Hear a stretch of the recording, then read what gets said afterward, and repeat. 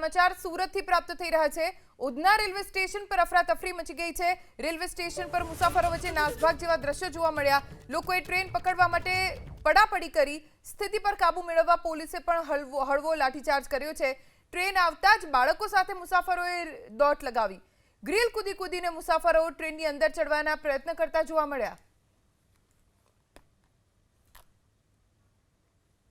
સાહેબ, કયા પ્રકારની સ્થિતિ સર્જાઈ હતી, કઈ રીતે મુસાફરોને સમજાવાયા? મુસાફરો જેમ અગાઉ મેં કીધું એમ ખૂબ મોટી સંખ્યામાં આજે આવેલા હતા। જે ટ્રેનો મૂકવામાં આવેલી હતી, સ્પેશિયલ ટ્રેનો, એની કેપેસિટી કરતાં વધુ પ્રમાણમાં મુસાફરો સ્ટેશન પર આવેલા। તેમ છતાં તેઓને રોકી રાખવામાં આવેલા હતા અને ક્રમબદ્ધ રીતે બધાને જેમ જેમ ટ્રેનો આવતી હતી એમ બેસાડીને મોકલવામાં આવેલા હતા। કંઈક હળવો લાઠીચાર્જ પણ કરવામાં આવ્યો?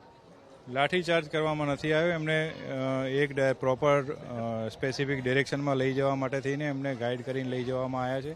કોઈ પેસેન્જરોને મારવામાં નથી આવ્યા, પરંતુ જ્યારે થોડી સામાન્ય એ લોકો જ્યારે સૂચનાઓનું પાલન ન કરે ત્યારે એમને એક દિશામાં લઈ જવા માટે થઈને બધા પોલીસ કર્મચારીઓ ભેગા થઈને એમને દોરી જતા હોય છે। તમારા દ્વારા અપીલ પણ કરાઈ હતી કે ઘરે જાઓ, તેમ છતાં માની નહીં રહ્યા। કઈ રીતે લોકો અહીં ઉપસ્થિત રહ્યા?